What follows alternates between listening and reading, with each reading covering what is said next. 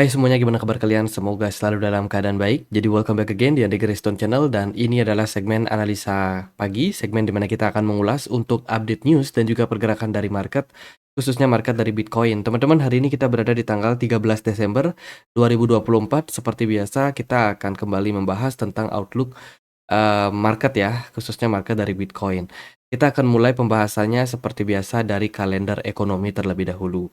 Teman-teman, di perdagangan kemarin kita sudah dapat beberapa rilis data yang cukup penting ya. Salah satu data penting kemarin kita dapat adalah deposit facilities rate dari Uni Eropa, di mana deposito tampaknya diturunkan ya, suku bunganya menjadi 3%.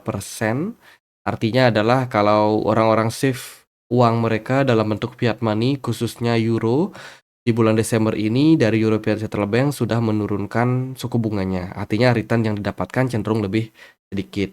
Kemudian kemarin juga ada tentang ECB decisions rate ya, di mana Bank Sentral Uni Eropa menurunkan suku bunga dari 3,4% menjadi 3,15%. Sudah pangkas suku bunga. Kemudian data PPI inflation dari Amerika Serikat menunjukkan kemarin ada peningkatan secara year on year dari 2,6% menjadi 3%. Ini peningkatan yang lumayan tinggi. Kemudian juga ada data core PPI and PPI inflation ya untuk Amerika Serikat, di mana trennya masih bertahan. Core PPI bertahan di 3,4% secara year on year. Kemarin juga ada data initial jobless claim yang menunjukkan terjadi peningkatan klaim pengangguran dari Amerika Serikat. Itu. Jadi beberapa data tersebut mempengaruhi banget kondisi dari market ya. Kalau kita lihat dari perdagangan kemarin, indeks dolar kembali mengalami peningkatan. Ini disebabkan karena inflasi yang cenderung naik. Kemarin kita dapat rilis data CPI inflation dan juga ada PPI inflation. Jadi dua data tersebut sama-sama menunjukkan kenaikan pada inflasi Amerika Serikat. Kalau dari saya sih melihat ini sesuatu yang bisa dibilang negatif untuk pasar, ya sebab inflasi yang naik otomatis The Fed ya ke depannya tidak akan terlalu banyak atau tidak akan agresif untuk memangkas suku bunganya kembali. Artinya kemungkinan akan ada di satu titik di mana The Fed ini tidak akan melakukan pemangkasan suku bunganya kembali atau lebih memilih untuk menahan suku bunga. Sementara kalau kita lihat dari probability kemarin berubah lagi, teman-teman. Jadi setelah rilis data PPI, saat ini probability untuk The Fed tidak memangkas suku bunga atau mempertahankan suku bunga itu naik menjadi 2,6%. Padahal kemarin probability-nya ya menurunkan suku bunga hampir 90 sekian persen ya. 99% something. Gitu. Tapi kalau kita lihat dari data saat ini menunjukkan ya memang masih probability-nya lebih besar untuk The Fed potong suku bunga di bulan Desember ini. Cuman meningkatnya kekhawatiran tersebut, ini bisa saja menjadi salah satu sentimen atau narasi yang akan mempengaruhi dari pasar. Tanggal 19 nanti kita akan ada interest rate decision, ya, jam 2 pagi waktu Indonesia Barat, atau 5 hari 22 jam ke depan, teman-teman. Jadi waspada untuk teman-teman. Itu. Kemudian kalau kita perhatikan dari kondisi Fed balance sheet Amerika Serikat sudah turun ya sejak setahun lalu. Ini kondisinya cenderung positif sebenarnya. Penurunan Fed balance sheet itu berarti uang beredar makin lama makin turun. Ya, otomatis kondisi dari pasar kecenderungannya itu bakalan mendapatkan tekanan dulu, teman-teman. Sebelum nanti akhirnya kita bisa melihat ada peningkatan Fed balance sheet seperti fase-fase sebelumnya, karena biasanya ketika suku bunga dinaikkan itu kan banyak sekali mempengaruhi ya dari perekonomian. Teman-teman, biasanya itu akan mengarah ke fase di mana daya beli menurun, ya. Seiring dengan menurunnya Fed balance sheet, daya beli masyarakat juga akan cenderung turun. Itu, dan ya syukurnya kondisi sekarang market kripto cenderung mengalami kenaikan. Semoga kedepannya akan ada stimulus-stimulus juga nih, sentimen dari fiskal ataupun monetary yang akan mempengaruhi market. Jadi kalau kita lihat dari kondisi saat ini, ya menurut saya semuanya sudah disesuaikan ya oleh kebijakan dari The Fed dan juga kebijakan dari pemerintahan Amerika Serikat. Seperti itu. Jadi Fed balance sheet yang turun adalah good point, tapi inflasi yang masih naik itu bisa menjadi sebuah sentimen negatif untuk pasar. tuh. Oke, kemudian jika kita perhatikan juga di beberapa berita market juga lumayan masih bagus ya. Kemarin aku cek Fear and Greed Index itu justru naik lagi ke poin extreme greed. Ya, sebelumnya sudah sempat turun ke 74, sekarang naik lagi ke 83. Sepertinya sentimen market belum terlalu mendukung nih untuk cooling down, teman-teman. Dan kondisi market overall mix ya, beberapa altcoin naik lumayan signifikan. Dari sektor DeFi ada Lido Finance, kemudian AAV, Chainlink, Maker, Avax ya rata-rata naik dari sektor DeFi. Sementara dari beberapa altcoin ini masih dalam tekanan nih. Ya, yang kemarin sudah sempat naik, sekarang udah mulai koreksi seperti itu, teman-teman. Oh ya, aku mau informasikan untuk teman-teman yang sudah punya GT token di Gate.io ya, teman-teman bisa dapetin hadiah ya, dengan syarat teman-teman wajib untuk punya GT token dan hold ya minimum itu adalah 100 GT. Lumayan banyak sih sebenarnya modalnya ini. Jadi buat teman-teman yang sudah memenuhi syarat di sini untuk GT holder, teman-teman bisa berpeluang mendapatkan reward berupa 15.000 USDT untuk futures bonus dan juga token move sebanyak 2.000 move yang bisa teman-teman menangkan. Ini hadiahnya eksklusif hanya untuk 100 pengguna pertama saja yang sudah memenuhi syarat. Jadi kalau teman-teman sudah pernah membeli GT token minimum 100 GT, teman-teman bisa klaim hadiah ya yang sudah disiapkan oleh Gate.io. Ini periodenya terbatas, teman-teman. Jadi buat yang udah punya bisa submit dulu user ID kalian, kemudian masukkan user Telegram kalian juga ya. Kemudian teman-teman tinggal upload aja untuk kalian punya kalian punya foto sebagai bukti kalian sudah menyimpan GT token, kemudian teman-teman submit. Ini teman-teman tinggal kasih captcha aja. Kalau sudah dan ya udah teman-teman akan berpeluang mendapatkan ya seperti itu. Jadi buat yang udah punya GT token bisa langsung cek link yang ada di description box. Oke, kita akan lihat dari beberapa berita. Kemarin ada berita bagus kerjasama antara Arbitrum dengan Ubisoft. Ubisoft ini salah satu gaming ya teman-teman, dan dia meluncurkan game shooter Web3 pekan ini. Jadi nama gamenya itu adalah The Game, teman-teman, pada 18 Desember. Jadi ya nama gamenya adalah Captain Laserhawk atau The Game.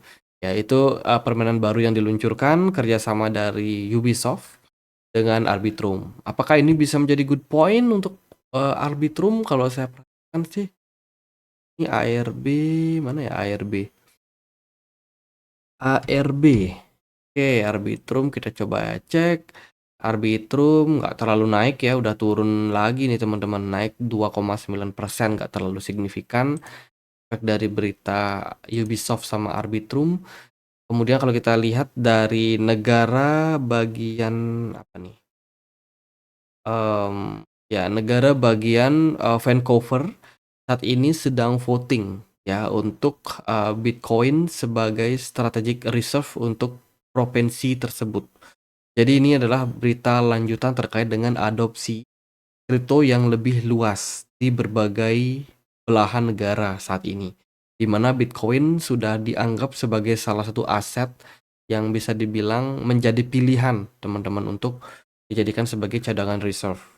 Mungkin karena peningkatan harga yang terus mengalami kenaikan dalam beberapa periode ya, dan ini tentu saja bisa menjadi salah satu sentimen yang bagus untuk adopsi Bitcoin ke depannya.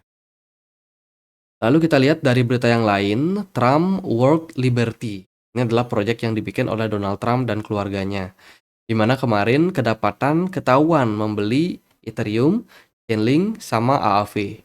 Ya, dalam 9 jam terakhir ada bukti transaksi di mana World Liberty itu melakukan transfer masuk ke beberapa token kayak Chainlink, dan juga ada Ethereum dengan akumulasi sampai 2.631 Ethereum. USDC dia juga ada beli terus AAV ya dengan, nominal sampai 297,8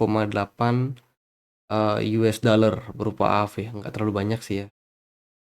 Nah itu teman-teman, jadi ya bisa dibilang, ada akumulasi lah yang dilakukan oleh Donald Trump tuh terhadap beberapa token tersebut. Kemudian Lido DAO kemarin juga dapat sentimen bagus datangnya dari Grayscale, di mana Grayscale Investment Introduction atau mengumumkan ada 2 investment baru ya, yaitu adalah Lido dan juga Optimism. Dia akan meluncurkan Lido DAO Trust dan juga, Optimism Trust. Jadi kemarin 2 project tersebut, mengalami tren kenaikan ya. Optimism naik 9% and then Lido naik 21% karena sentimen akumulasi dari Grayscale. Good point. Kemudian dari berita yang lain datang dari BlackRock. BlackRock baru saja mengumumkan investment perspektif untuk Desember 2024 dan mungkin masih bisa relate sampai beberapa bulan ke depannya. Ini terkait dengan Bitcoin yang saat ini banyak diperbincangkan. Nah, kalau kita baca sebenarnya BlackRock ini melihat bahwa Bitcoin adalah salah satu aset yang berisiko.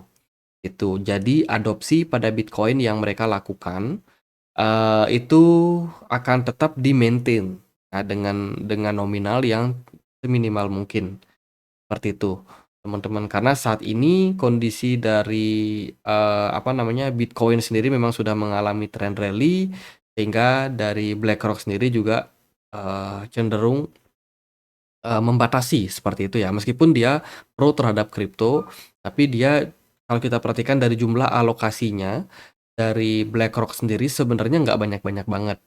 Ya, tidak seperti, berita yang masif diberitakan oleh media, gitu.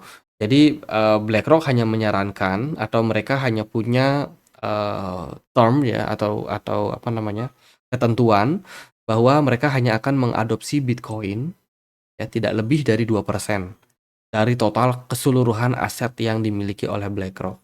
Ya kalau bagi kita sih tetap aja ini gede teman-teman, meskipun cuma 2%. Itu dan bukan berarti jumlah 2% ini bakalan tetap dipertahankan. Bisa jadi kalau dia melihat perspektif yang berbeda, bisa jadi akan ditambah lagi porsinya. Itu tapi sementara BlackRock itu banyak berinvestasi di obligasi, kemudian juga saham-saham besar dari Amerika Serikat ya. Teman-teman tahu kalau cari di Google perusahaan yang menguasai dunia pasti yang muncul adalah BlackRock sama Vanguard. Jadi mayoritas memang mereka menguasai ekonomi dengan kepemilikan saham yang sekian persen dari setiap perusahaan-perusahaan tersebut. Tapi mayoritas aset yang dimiliki oleh BlackRock itu masih dalam bentuk saham. Bitcoin, allocation-nya itu no more than 2% ya to Bitcoin. So, ya sebenarnya kalau dari persentase ini tidak banyak, tapi kalau kita lihat dari nominalnya tetap aja BlackRock banyak menyimpan Bitcoin. Tuh, jadi itu, kurang lebih gambaran untuk teman-teman. Jadi ya sebagai pengingat kita juga ya, meskipun BlackRock kita tahu mengakumulasi Bitcoin, tapi dilihat dari jumlah, portfolio yang dia miliki itu hanya 2% saja. Itu kemudian dari berita yang lain datang dari stable coin market ya, hit sampai 200, miliar US dollar. Ini merupakan sebuah peningkatan adopsi yang signifikan. Teman-teman, semakin meningkatnya stablecoin pada market, itu adalah sebuah good point. Ya, stablecoin yang meningkat otomatis lebih banyak dana untuk bisa dipergunakan untuk membeli aset kripto. Seperti itu. Dan biasanya kalau kita melihat dari data, semakin tinggi jumlah stablecoin beredar, ya semakin banyak juga dana atau alokasi yang bisa digunakan untuk membeli kripto. Biasanya impact secara jangka menengah itu akan positif untuk pasar.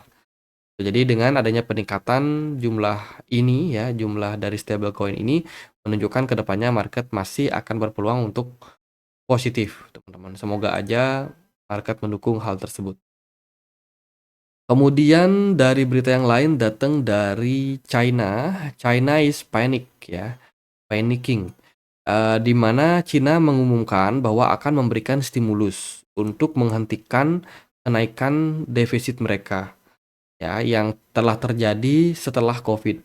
Kita tahu market dari real estate di China, jadi real estate itu market perumahan, ya perkantoran dan juga mall-mall di sana, itu sudah turun sampai 80% dari puncak tertingginya yang ada di tahun 2008, gitu. Jadi Cina sekarang perlu untuk build out hal tersebut, ya. Maka diluncurkanlah stimulus yang akan diberikan tahun 2025, ya. Stimulus ini akan digunakan untuk menopang sektor properti yang turun tersebut. Ya mungkin untuk para orang yang pinjam duit mungkin, yang gagal bayar ya kan untuk real estate di China itu mungkin akan dibantu oleh pemerintah juga.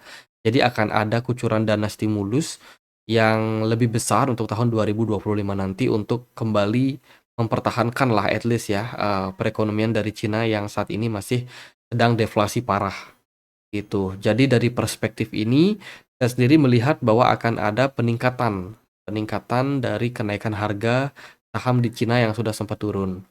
Perusahaan-perusahaan properti dari Cina kemungkinan akan naik kembali sahamnya, seperti itu. Dan at the end, stimulus ini akan mempengaruhi kondisi dari GDP dari China, mata uang dari Cina, dan berpotensi juga masuk ke aset-aset kelas yang lebih berisiko seperti kripto ataupun juga saham, gitu. Jadi ini bisa menjadi sebuah sentimen positif, stimulus tersebut. Ya, ya, ya kita lihatlah seperti apa impact-nya ke depan. Tapi yang pasti China udah ancang-ancang. Mereka akan menghentikan deflasi yang terjadi di tahun 2025 nanti dengan mengucurkan stimulus seperti itu, teman-teman. Oke, good point sebenarnya dari Cina, kemudian dari market ETF spot Bitcoin. Di perdagangan kemarin masih dalam posisi inflow, tapi inflow yang masuk ini sudah lebih kecil sejak 5 hari terakhir. BlackRock masih dalam akumulasi, Fidelity, ARK Invest, Bitwise itu masih dalam posisi yang surplus, ya masih masih bullish lah di beberapa hedge fund. Sementara kalau kita perhatikan dari Ethereum itu kemarin mendapatkan adopsi separuhnya dari Bitcoin Spot ETF. Jadi Ethereum masih dalam akumulasi yang lumayan tinggi sejak 2 minggu terakhir. Jadi good point untuk Ethereum. Ya itu sih beberapa kondisi dari market ya. Jadi overall market menurut saya oke-oke aja. Sentimen masih extreme greed. Kita akan coba lihat gimana korelasinya terhadap pasar. Kemarin indeks dolar mengalami peningkatan sebab data PPI inflation naik. Kemudian gold yang sudah sempat mengalami kenaikan sebelumnya kemarin mendapatkan selling pressure. Volume smart money pada gold sudah mulai turun kembali menjelang weekend ya. Ini hari Jumat, besok udah harus apa namanya harus rehat teman-teman para trader. Jadi udah mulai turun smart money-nya. Bitcoin beberapa jam lalu aku perhatikan closing time frame 4 jam nggak bagus ya. Ada bearish engulfing, jadi ada potensial tekanan jual secara jangka pendek pada Bitcoin. BTC dominant syukurnya mengalami penurunan 2% kemarin sehingga beberapa altcoin bisa perform well. Ya, AAV aku perhatikan bagus banget trennya. Kemudian toko token juga.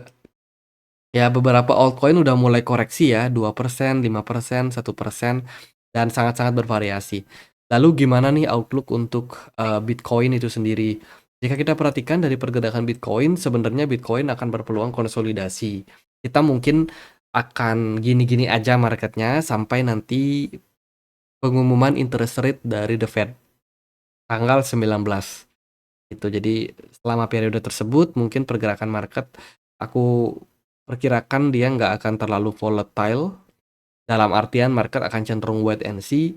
Trend bullish pun untuk Bitcoin kemungkinan akan ketahan karena saya rasa market akan mengantisipasi event penting yang sudah dekat, teman-teman. Sebelum interest rate decision nanti akan ada projection juga ya dari Amerika Serikat. Coba kita lihat ekonomi kalender, masuk ke bagian next week-nya. Kita kalau nggak salah ada projection untuk The Fed sendiri seperti apa ya, dan menurut saya ini bakalan penting banget sih, gitu. Jadi ini interest rate decision, interest rate projection di hari yang sama di tanggal 19 Desember tersebut. Lalu akan ada press conference Selain itu juga ada Bank of Japan ya yang akan mengambil interest rate decision. Ya itu sih teman-teman 2 data penting yang akan kita dapetin di hari Kamis tanggal 19 nanti. Interest rate decision, kemudian juga ada economic projection Amerika Serikat. Jadi ya penting banget lah untuk kedepannya kita melihat seperti apa outlook dari pasar. Kemungkinan Bitcoin nggak akan terlalu gimana-gimana, mungkin akan steady bertahan di kisaran range 98 ribuan mungkin di area support ya di sini 98.200 sampai dengan saran all time high-nya kemarin di 104 ya $4.000 gitu untuk Bitcoin. Jadi saya rasa market akan cenderung wait and see dalam beberapa waktu terakhir. Itu. Jadi paling semoga BTC dominance-nya bisa turun supaya bisa menjadi momentum untuk beberapa altcoin mengalami trend rally. Ethereum overall kemarin ya bagus positif, cuman dilihat dari money flow ya, smart money belum terlalu impulsif dalam hal kenaikan pada Ethereum. Justru beberapa altcoin yang cenderung lebih perform ya daripada Ethereum. Kayak AAV ini dapat peningkatan jumlah dana masuk itu, kemudian juga beberapa kripto yang lain, teman-teman. Jadi kalau kita lihat dari kondisi saat ini, kemungkinan Bitcoin berpeluang koreksi, ya berpeluang koreksi secara jangka pendek. Jangan terlalu FOMO. Kalau dari saya sendiri sih kemarin sudah sempat beli ketika Bitcoin koreksi ke kisaran 95.000 ya. Jadi udah running cuan lagi sebenarnya. Tapi saya sendiri mau melihat sih kemana pergerakan Bitcoin ke depan. Kalau dari saya sih melihat ini bakalan main sideways untuk Bitcoin ya. Semoga aja untuk altcoin bisa mendapatkan momentum kenaikan itu. Selama BTC dominance-nya masih turun, masih tetap turun, maka itu sentimen masih bakalan bagus untuk altcoin. Dari saya sih saat ini seperti itu. Bitcoin intinya kemungkinan akan wait and see sampai nanti interest rate decision. Kalau market crypto yang lain akan menyesuaikan. Ya, selama BTC dominance turun bisa jadi altcoin akan ikutan rally naik ya. Tapi kalau BTC dominance-nya justru naik atau setidaknya bertahan, ya altcoin akan cenderung mendapatkan tekanan. Mungkin hanya beberapa saja yang akan running, teman-teman. Jadi itu, kalau saya perhatikan Litecoin jangan FOMO, yang punya Litecoin, XRP juga jangan FOMO. Kalau ada koreksi-koreksi bisa di deal kembali, Cardano, Solana, WLD. Ya mayoritas altcoin jangan FOMO lah untuk posisi sekarang. Paling siapin dana cash. Kalau nanti ada momentum diskon kembali, teman-teman bisa manfaatkan posisi tersebut. Kalau yang sudah pegang barang gimana? Saya rasa sih fine-fine aja untuk ya. Oke gitu aja paling buat update kali ini, semoga videonya bisa bermanfaat. Kalau teman-teman ada pertanyaan lain, ada koin lain buat dibahas, bisa banget tulis di kolom komentar channel YouTube ini. Kita punya komunitas juga ya, diskusi di Telegram, tempat aku untuk update berita-berita terbaru. Jadi mungkin teman-teman yang mungkin mau join bisa cek link yang ada di kolom deskripsi. Oke, sekian aja akhir kata saya Andre, makasih.